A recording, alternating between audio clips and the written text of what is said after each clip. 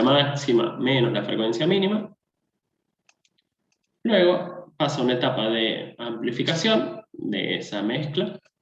Un filtro FI, que es fundamental para este instrumento, ya que es el filtro que a mí me da el ancho de banda de resolución.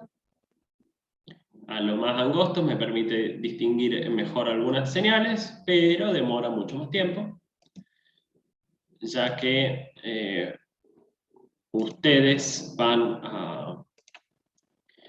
el span que ustedes definen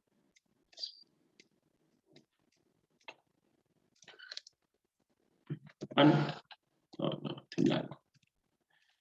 El span que ustedes definan se va a dividir en la X cantidad de ancho de banda de resolución. Estos bloquecitos son definidos por el ancho de banda de resolución. Entonces, si yo hago que esos anchos de banda de resolución sean más angostos, va a demorar mucho más tiempo y bueno, a veces el ancho de banda es muy grande y bueno. Esto era con un analizador de espectro de barrido, más que nada teórico. Hoy en día son como bastante mucho más rápidos y permiten mayores anchos de banda con menores anchos de banda de resolución. Un detector de envuelta, que esto lo que hace es detectar la amplitud de la señal y, como ya creo que les dijeron, una de las diferencias con el analizador de Fourier es que en el analizador de Fourier ustedes pueden ver fase y acá no pueden ver fase. Después viene un filtro de video, que lo que hace es suavizar un poco la señal y bueno, la pantalla. En la Facu hay varios analizadores de espectro, ya que, bueno, cualquiera de ustedes que trabaje en telecomunicaciones o con radiofrecuencias o en lo satelital o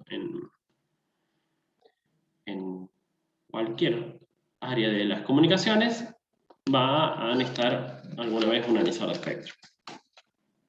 Entonces, las características de los... estaban estos tres en su momento, ahora hay muchos más Signal Hound, estos, porque son bastante baratos y se pueden conectar a la computadora. Los otros son instrumentos hechos y derechos, con pantallita y todo el show. Entonces, las características importantes a la hora de comprarse un analizador de espectro es el ancho de banda, tiene que obviamente incluir la frecuencia que yo quiero medir, el rango dinámico, esto ya lo vimos en el amplificador de audio. ¿Alguno quiere recordar de qué se trataba el amplificador de audio? El rango dinámico, perdón.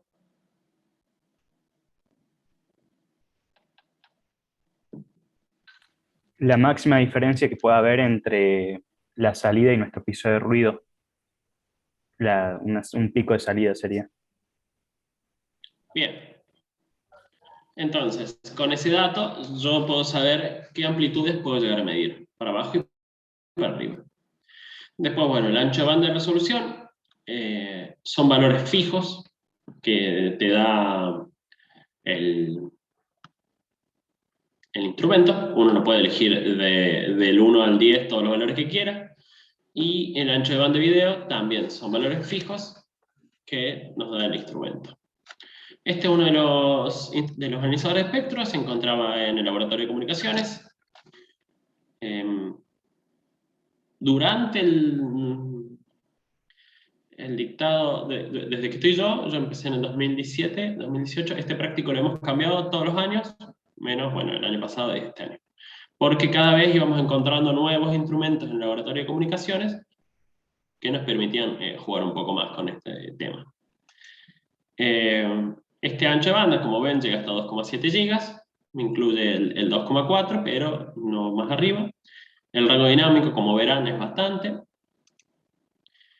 Estos son los valores de ancho de banda de resolución, como les decía, de 3 kHz, 30 kHz, 300 kHz, 4 MHz.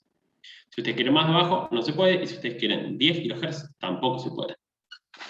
Y el ancho de banda de video también está en esos detalles. Este es el Signal Hound. No sé cuánto costará hoy, pero es bastante barato, como todos los instrumentos que están saliendo hoy en día, que uno puede... nada, que el trabajo importante lo hace la computadora, entonces se permiten otros precios y se ahorra la pantalla también. Había uno en Laboratorio de Comunicaciones y uno en Gintea, por si ustedes, por ejemplo, a la hora de hacer el proyecto final de grado, quieren adjuntar algunas mediciones de análisis espectral, pueden utilizar estos instrumentos, los pueden pedir. Obviamente nos pueden pedir a nosotros ayuda para usar y demás. Y bueno, nosotros en el práctico anterior veíamos este y este. Este más que nada tenía un generador digital de modulaciones digitales y nada, permitía ver modulaciones digitales, cosa que es como algo nuevo, ya que siempre veíamos en comunicaciones uno se ven las modulaciones digitales, pero después no se ve mucho más. Y medio que las mediciones antes siempre eran de AM, FM y también modulación de pulsos. Esta es la pantallita del analizador de espectro del Signal Hound. Como se puede ver, si hago zoom, están los valores que nosotros tenemos como importancia, que es el nivel de referencia, que me marca este techo, el ancho de banda de resolución, 200 kHz, 200 Hz, el filtro video, bueno, la división por dB de cada bloquecito, y abajo tenemos entonces el span, que recuerden es la frecuencia de fin, que acá le llama stop, y la frecuencia de start. Es la resta entre stop y start. Por las dudas.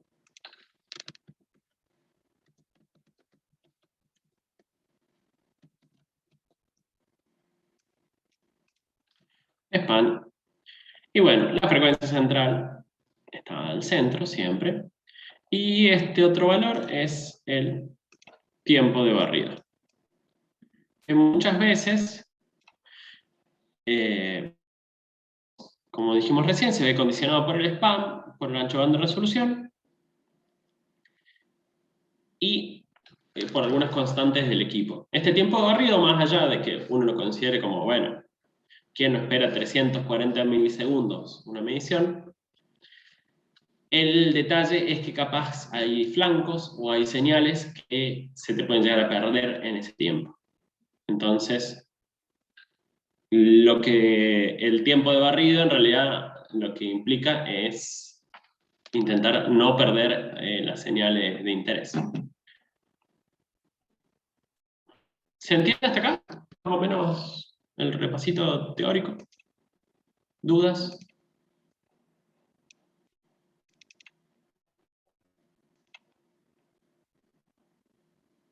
Profe, una cosita. Entonces el tiempo de barrido es una consecuencia del ancho de banda.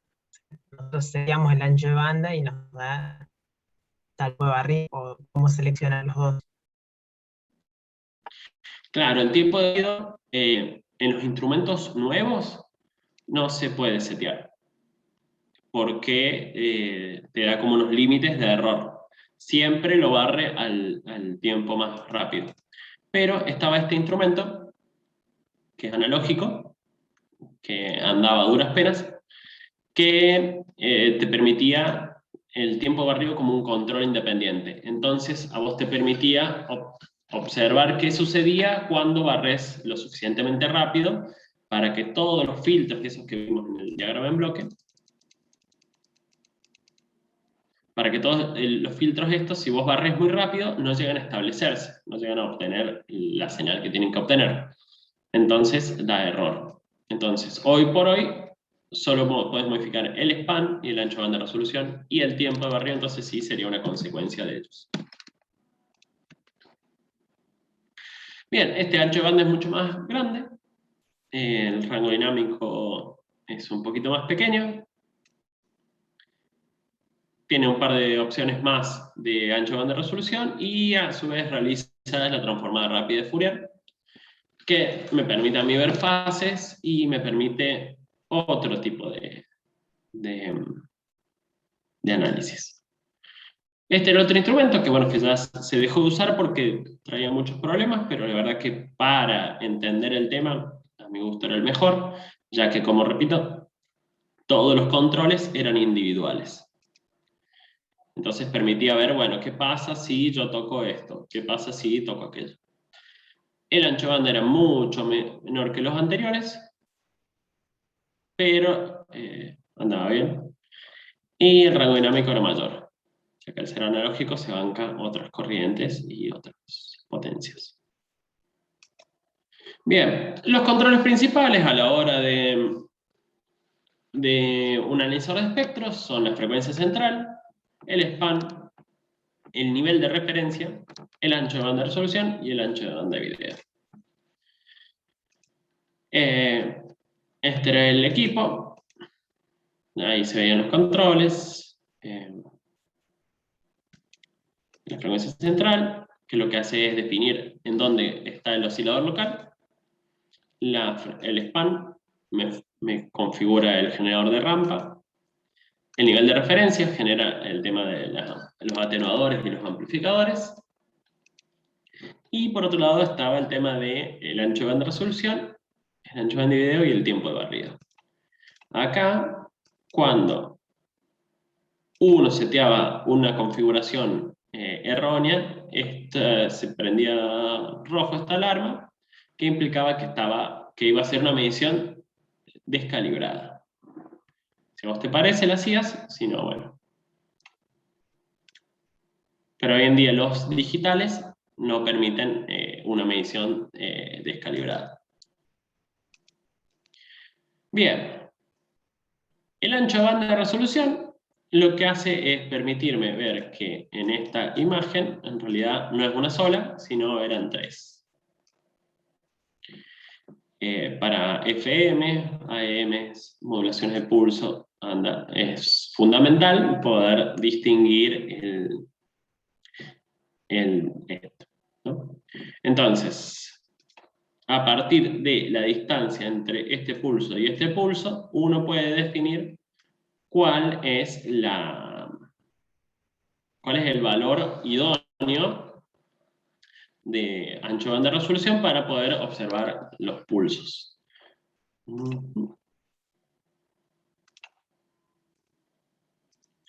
El ancho de banda de video lo que afecta es, esto está al revés, acá va sin,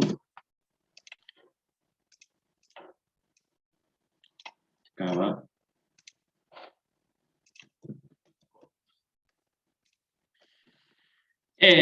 como se puede ver en la señal de la izquierda no se distingue nada, se ve todo ruido, pero al aplicar el filtro video se puede observar que sí había una señal.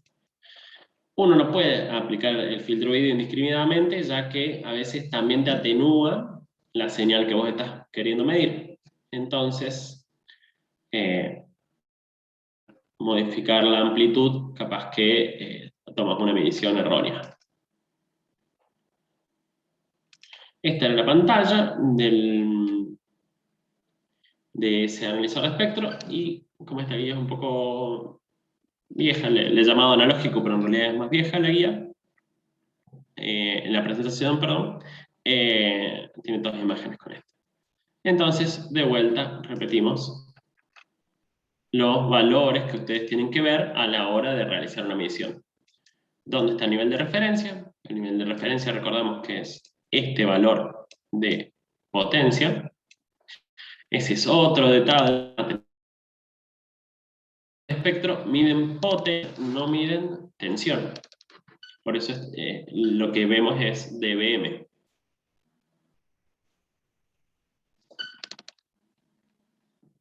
Bien. A su vez, el tiempo de barrido quedó en 0.2 segundos, ancho de banda de video 30 kHz, ancho de banda 30 kHz. Y la frecuencia central está en 20 megas. Si el span es de 40 megas, ¿cuál es el valor de frecuencia final y cuál es el valor de frecuencia inicial?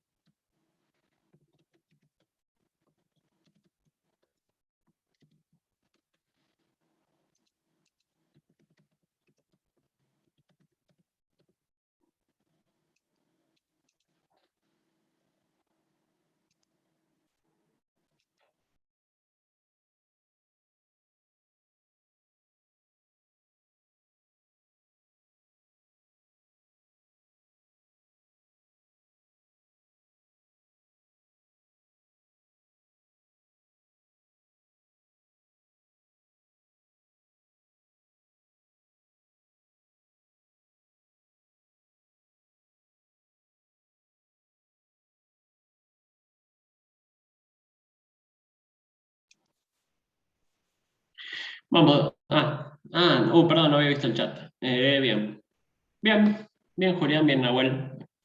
¿Alguno no entendió cómo llegaron a ese valor?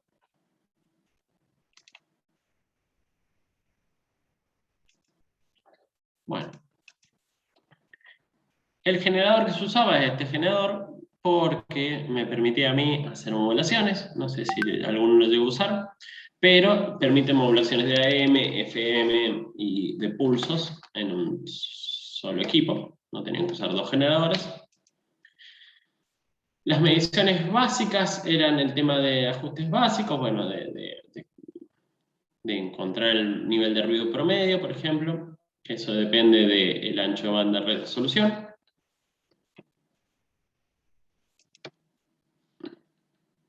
Como pueden ver, el piso de ruido va modificándose al aumentar el ancho de banda. También el nivel de ruido promedio depende del span. A mayor span es mayor el ruido.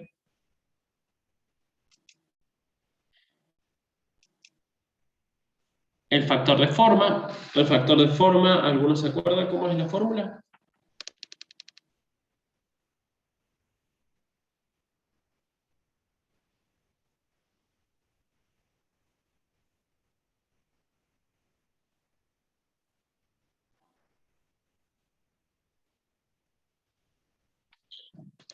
Era el ancho de banda 60 dB, para la diferencia 60 dB sobre el ancho de banda 3 dB, ¿puede ser? Excelente. A menos 3 dB y a menos 60 dB, tomando como 0 dB este valor. Entonces, para acordarse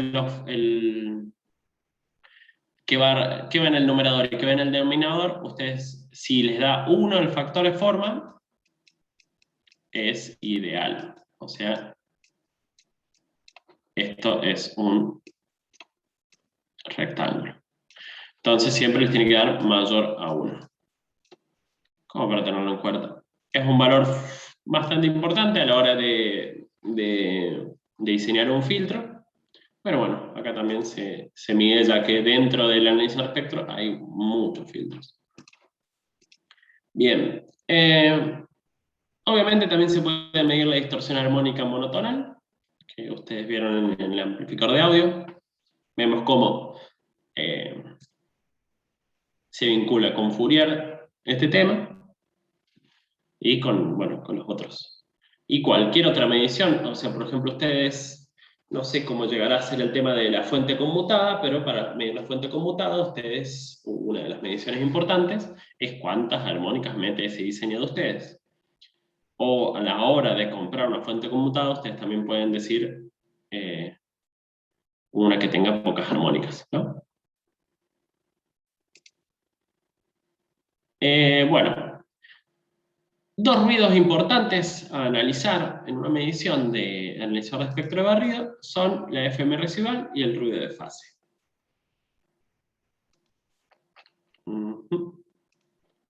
Bien. Esto... ¿Alguien levantó la mano o no?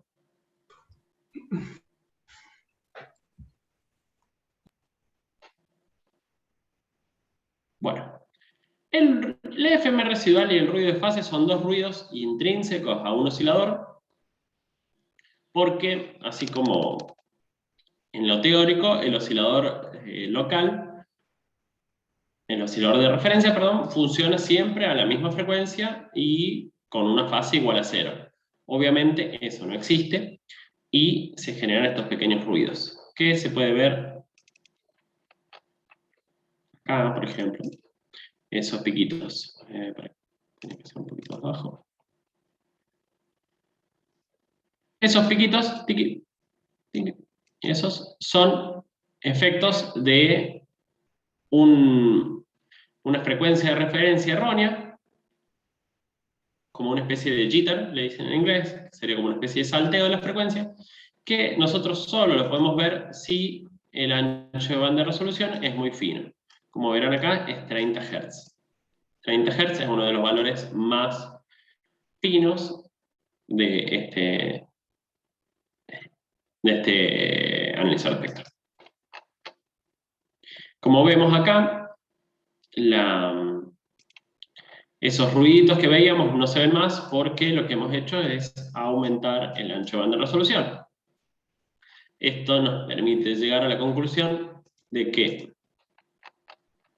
a mayor ancho de banda de resolución, menos podemos ver la FM residual. Porque el filtro es tan ancho que no me permite ver esos pequeños saltitos. Convengamos que el oscilador de referencia puede tener errores, pero tampoco es tan malo. Bien. El otro ruido es el ruido de fase, que se vincula con el nivel de referencia. A mayor amplificación, mayor ruido de fase. El ruido de fase se observa a los costados, más que nada donde no hay una señal fuerte. Por ejemplo, acá sería la señal fuerte. Y si nosotros bajamos el nivel de referencia, fíjense que ahí está en 4 dB, lo ponemos en menos 32, el ruido se observa más. Entonces, se observa más ese ruido de fase.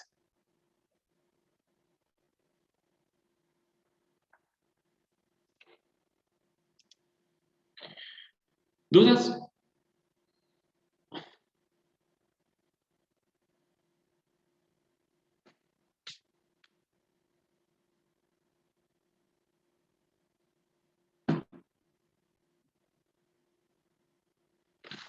Por ahora no, profe. Bueno, seguimos. Bien. Esta sería la relación entre el ancho de banda de resolución, el ancho de banda de video, el span y el sweep time.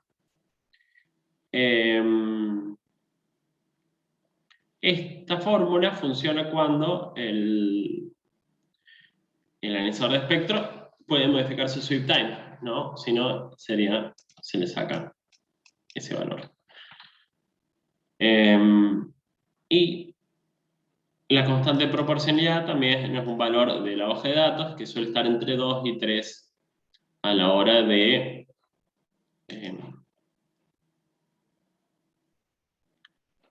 está en la hoja de datos. Esto me permite que cuando sucede esto, bueno, este es el caso en el que la constante de proporcionalidad, la fórmula para cuando el ancho de banda de video es mucho más angosto que el ancho de banda de resolución, se lo saca de la fórmula. Y la condición de funcionamiento sería esta, de que el sweep time, el tiempo de barrido,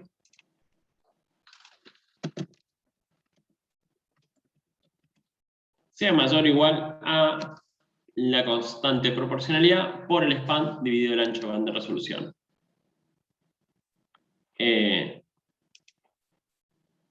Eso. Si nosotros sucede lo opuesto, que el tiempo de barrido es más rápido, lo que sucede es que, o sea, más rápido implica que sea menor, lo que sucede es que no se llegan a acomodar estos filtros y al no acomodarse estos filtros, la medición es errónea, como veremos en la siguiente. A la izquierda el instrumento está calibrado y está respetando esta condición, y a la derecha el instrumento no está calibrado y no respeta esa condición. Entonces, a la derecha se producen errores de amplitud y de frecuencia en la medición. Bueno, una modulación de AM, me imagino que ya han visto bastante de AM. Se puede calcular obviamente el índice de modulación. Ahí se ve que es mayor. Modulaciones de FM, se pueden ver. Una modulación, un nulo de portadora. Una FM de banda angosta. Y otra de las cosas interesantes de introducir acá era el tema de la modulación de pulsos. Que se inicia la modulación de pulsos con el tema de los radares. Los radares allá por la Segunda Guerra Mundial, en la cual al principio, bueno, Alemania ganaba porque lo dejaban también un poco, pero a su vez tenían los submarinos y los submarinos eran indetectables, hasta que los ingleses inventaron el radar. Para inventar el radar, inventaron el analizador de espectro para poder realizar las mediciones, y con ese radar empezaron a encontrar dónde estaban los submarinos, y esos submarinos dejaron de ser tan victoriosos. Entonces, la modulación de pulsos es en realidad un tren de pulsos, es lo que podrían generar ustedes con un generador, como una onda cuadrada, con un duty menor al 50%, y eso, esta señal en el dominio del tiempo, mientras que en el dominio de la frecuencia ustedes verían algo así, que dependiendo los valores seteados, dependiendo del duty, dependiendo de la amplitud obviamente, y dependiendo el periodo, el 1 sobre t, es como se va observando la señal en el dominio de frecuencia.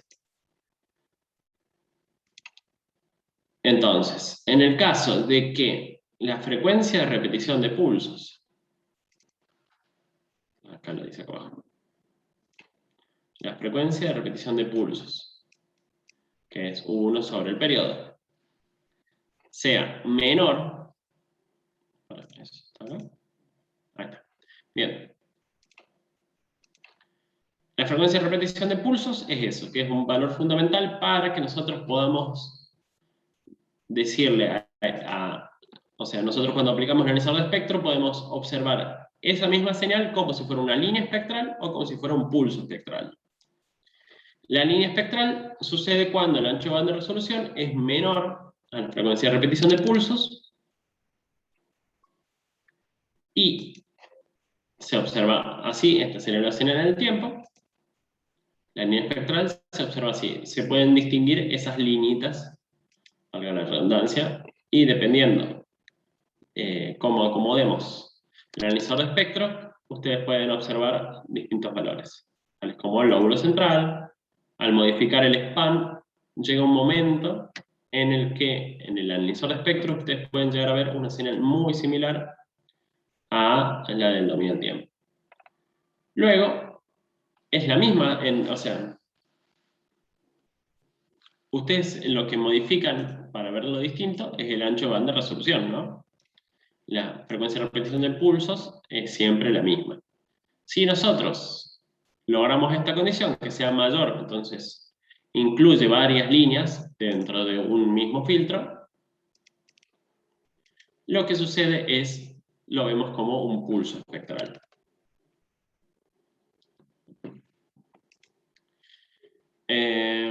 Dependiendo el sweep time, se va modificando la señal. En este caso, hace rato, las líneas espectrales la observábamos diferente al modificar el span, mientras que acá, al modificar el tiempo de barrido. Y si nosotros modificamos el ancho de banda de resolución, haciéndolo aún más grande, incluimos mayores líneas, entonces lo que se ve se traduce como una mayor amplitud en frecuencia. Bueno, esto era más que nada como un resumen. Los ejercicios lo que hacían era observar este barrido super heterodino, un poco de los controles, un análisis de la constante de proporcionalidad y modulaciones de pulsos. Esto es lo que comentaba de radar, es más que nada la primera aplicación del ionisor de espectro, después se termina aplicando en muchas otras comunicaciones. Y modulaciones digitales, en aquel momento era como una ampliación del práctico, pero después es lo que hicimos. Comunicaciones inalámbricas, se utilizan todas estas.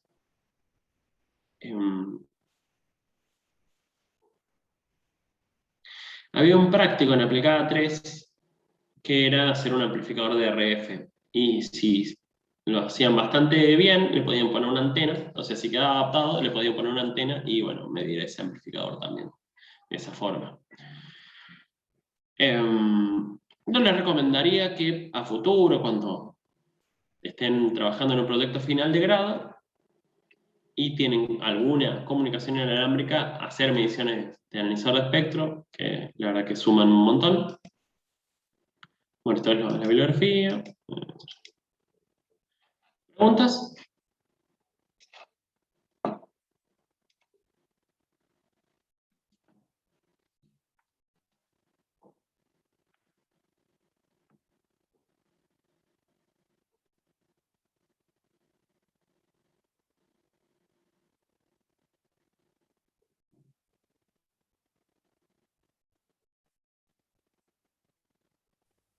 Yo, profe, no. De mi parte tampoco, profe. Bueno.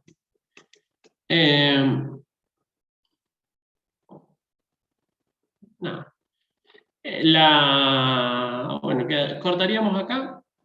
En la clase siguiente, Abigail había sido, ¿no? ¿La que se fue el tema? Creo que ya no está más. Alguien, si tuvieran que elegir entre la fecha del 17 y la fecha del 24, ¿la mayoría acá elegiría la del 24? ¿O hay alguien que le moleste rendir durante el... Bueno, en el primer cuatrimestre había sido casi palabra santa el turno de examen, pero bueno, los entiendo. Recording stopped. Bueno, sí, ya no hace falta. Entonces, ya queda modificado.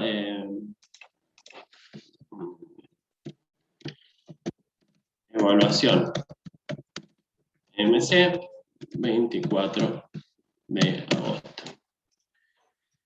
El formato es el mismo de todos, de los que veníamos rindiendo, así que bueno, en eso no habría diferencias. Y nada, comuníquenle a, bueno, a sus compañeros de que el mail... Nochebuena, 24 de agosto. Bien. Capaz que ese día vuelve la presencialidad. Sí estaría para juntarse a comer algo, ¿no? Pero bueno. Bien. Stop sharing.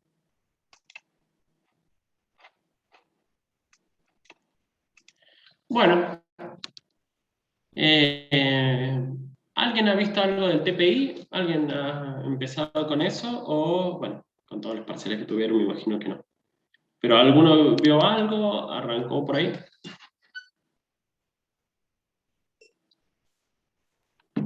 No, yo la verdad no he tenido Siempre tiempo profe. para verlo.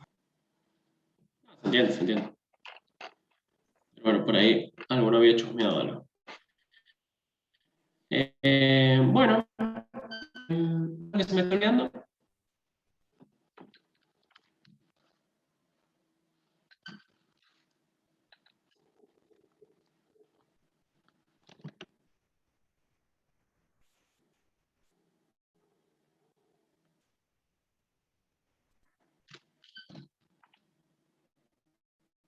Bueno, entonces hasta el martes que viene.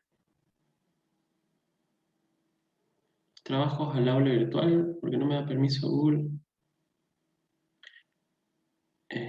¿Qué vemos el 17? El 17 seguimos con el emisor de espectro. ¿Y a alguien le pasó lo mismo que a Francesco?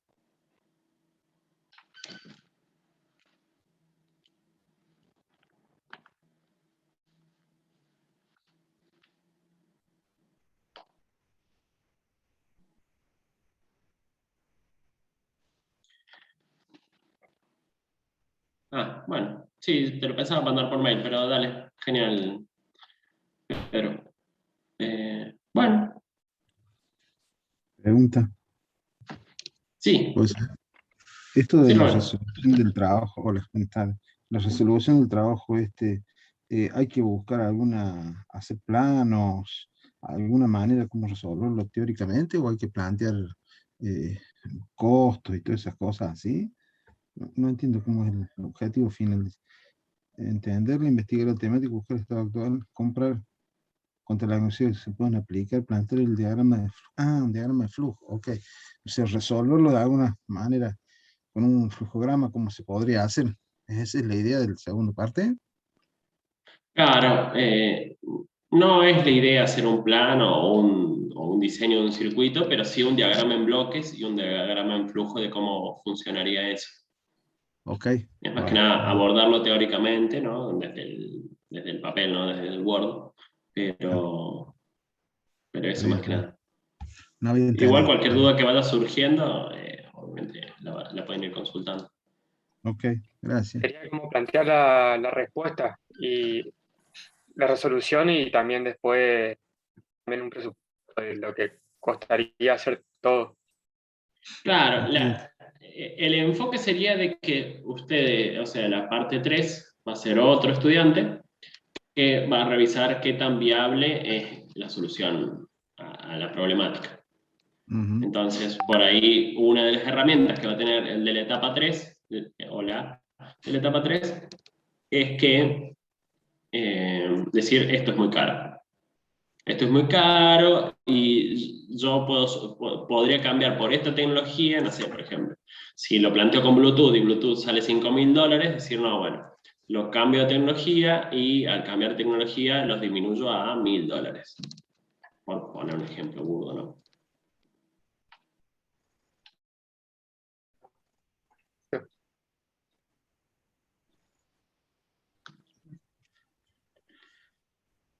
Bueno, ¿Por qué dice, si no, no. Denis dice adjuntarlo al comienzo de la etapa 1? Hay que adjuntarlo a lo primero que enviamos en su momento. Uy, perdón, saqué. O responderte sobre esto mismo. No, ustedes tienen que ahora abrir la etapa 1 que le tocó, ¿no? No me acuerdo cuál le tocó a Está usted. bien, sí. Ujú. Eso, en adjuntar, o sea, el que lea la etapa 3 va a tener que ver el archivo ese y pegado atrás el Está bien. archivo de usted. Eso me refiero. Ok. Lo adjunto, sí. He salido, ok, gracias.